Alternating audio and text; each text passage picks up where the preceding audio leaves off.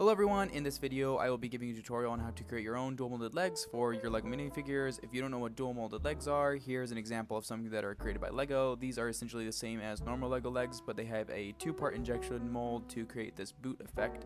To demonstrate this, I will be showing you the process that I pre-recorded to create these dual molded legs for my Spider-Gwen minifigure. It is a somewhat difficult process and is a little dangerous, so if you are on the younger side of the creator age range, I would definitely suggest either having a parent help you out with this or just enjoy the video and attempt it once you become more skilled with some of these tools. With all of that aside, we can now go into the pre-recorded video and we'll go through the process from start to finish. And to start off, we will be taking these regular black legs and adding them onto those teal legs. I have this little brick structure I've built up. It's a pretty simple build. There's the razor I'll be using, and here is a little item I've created to line up the exact height of a dual molded leg where the two legs meet. All you need to do to create that is find something that's the height of the top of the boot, and you can see right there that they line up perfectly. It doesn't need to be exactly what I have, just as long as it reaches the height of those boots. I'm now pressing in to mark where those boots reach at the top, and you can see the line in the reflection right there. I've already marked these teal legs, so I'll just take these clippers and start the process of removing the tops. There is without a doubt a better way to do this, where you could probably keep both top and bottom of the leg, but for these purposes I'm just going to do the quickest and easiest route, which is just for me to remove the parts that I don't need. I'm sure there is, again, another way to do that that works better, but this is just how I do it. And for the bottom of these legs, because I just need the tops, I'll be using that line as a reference point to then clip around and just leave the area that is marked.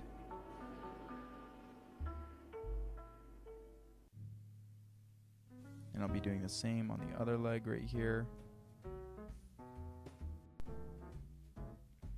Being careful to not go above the line that I've marked, because that line dictates where I need to line it up with the bottom parts. So there you can see I just need to remove that much more on each leg, and then I'll be gluing them together at the end. But I'm going to be taking this razor, that one actually. I'll be taking this hand-held razor, just slicing off more material to get it closer to that line, but not exactly at the line. I want to leave a little bit of excess material on there, both top and bottom. Right now I'm removing just a little bit more to get closer to that line. But you just do not want to remove the actual line, because then you run into the problem where you just don't have enough material on the legs to actually combine them.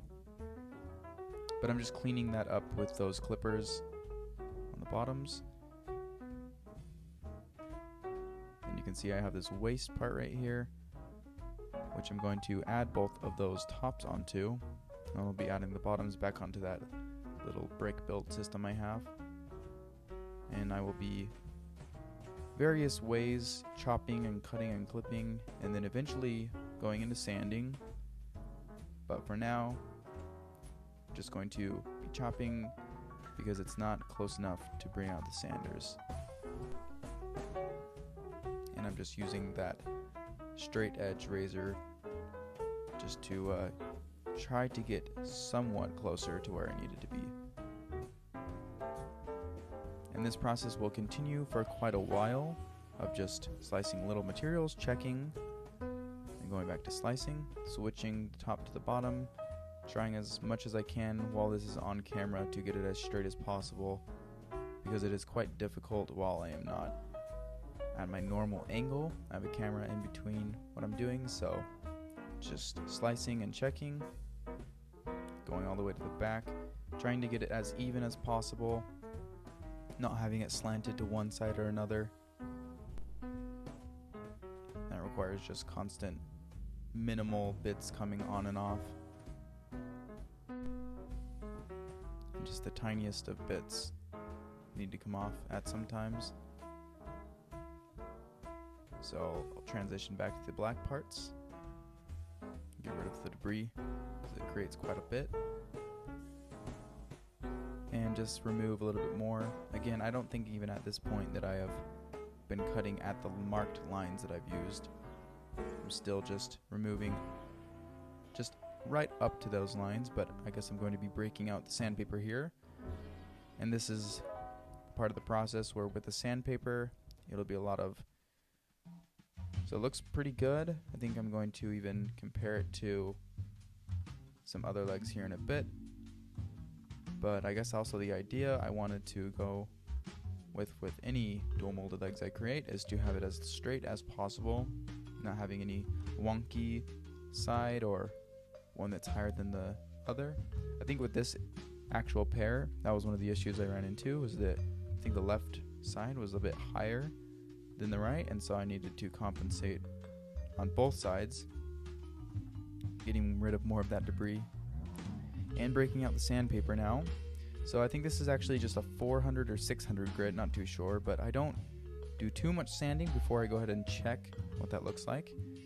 And here's me comparing. You can see these legs are just a bit taller than I'd like them to be, and aren't actually exact proportions yet. So I'm gonna go back to that sandpaper and just sand away just ever so slightly. I'm not really putting that much pressure on, to not remove more material than I'd like to. And so I'm just going back to checking, lining it up. I need that red set of legs for reference, and going back to sanding. And this process will continue until I'm liking how it's fitting. I think that I will even end up sanding the bottom parts here in a minute. But this is just something that you run into with this if you do my technique. I know there's probably better ways out there, but this for me gets pretty good results at the end. And you could see in the intro of this video with what you saw with the Spider Gwen that it looks pretty good. So I think this is definitely a viable option. Again, you will have to do a lot of sanding and a lot of stuff that you might not need to if there was another way. Maybe I'll make a new video, do some research. I did see some of my creative friends have some alternate ways to do this that I found out after I filmed this video. So maybe I'll give those a try and then get back to you after I attempt and hopefully find some success with those. But again, just sanding and more sanding, not really adding too much pressure, just enough just to have some tiny noticeable difference. But now I'll be sanding the bottoms and the tops again, I guess, but just going slower this time, looks like. Don't want to take off too much. But at this point, I think you are probably starting to get the idea.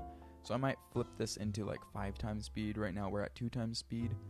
I want to show maybe me sanding the bottoms. Here we go. So I just flip that over so it's flush.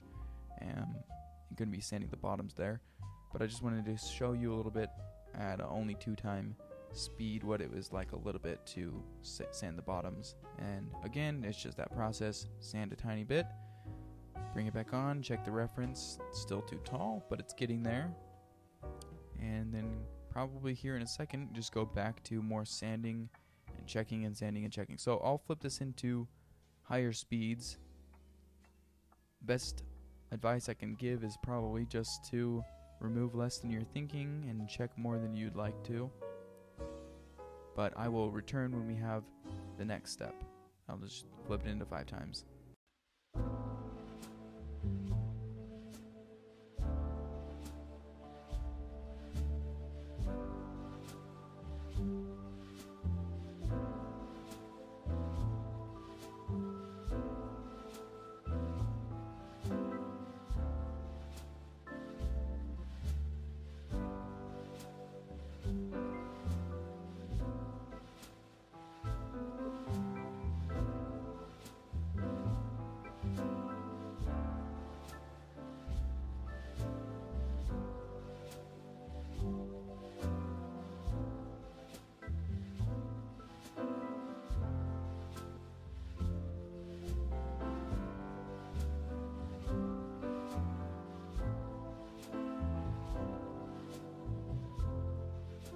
And after much sanding and checking, here I have my hand X-Acto knife that I'm just scraping just I think one corner just to get it exactly flush, not sloping up to one side or another.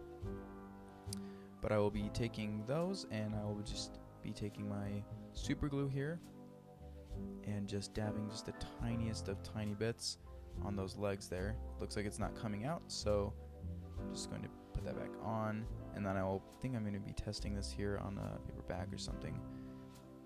Grabbing around for something. There it is, paper bag, or plastic bag rather, I guess. There you go, got it flowing, so I'm just going to be dabbing just the tiniest of bits onto the legs. And I like to keep it on the bottom ones just because they're grounded to something that is exactly flush. So I'm just adding some around there. Now I'm taking those tops, and once I have them lined up exactly, I'm just going to put a ton of pressure on there.